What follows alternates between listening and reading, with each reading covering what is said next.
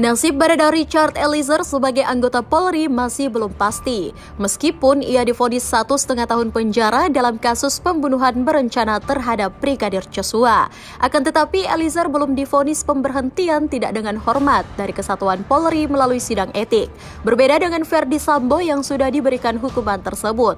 Kapolri Jenderal Listio Sigit Prabowo telah mengatakan ada peluang bagi Eliezer untuk kembali menjadi anggota kepolisian.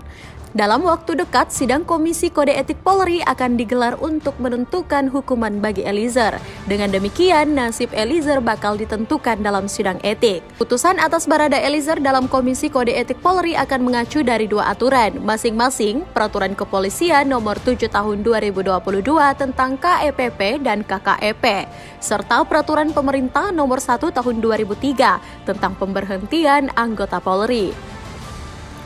Jika melihat hierarki peraturan perundang-undangan, peraturan pemerintah bersifat lebih tinggi dibanding peraturan kepolisian. Perpol 7 tahun 2022 mengatur pemberhentian dengan tidak hormat bisa menimpa personel Polri yang mendapat ancaman pidana tahanan selama 5 tahun dan vonis 3 tahun yang sudah berkekuatan hukum inkraj. Jika mengacu pada aturan ini, maka harapan kembalinya Eliezer di Brimob masih dimungkinkan. Namun, di sisi lain, dalam PP nomor 1 tahun 2003 dinyatakan bahwa pemberhentian dengan tidak hormat dapat diberlakukan kepada personel yang dipidana tanpa adanya batasan waktu. Oleh sebagian pihak menilai jika Eliezer tidak diberikan hukuman pemecatan, maka bisa meningkatkan profesionalitas Polri bisa jadi terganggu.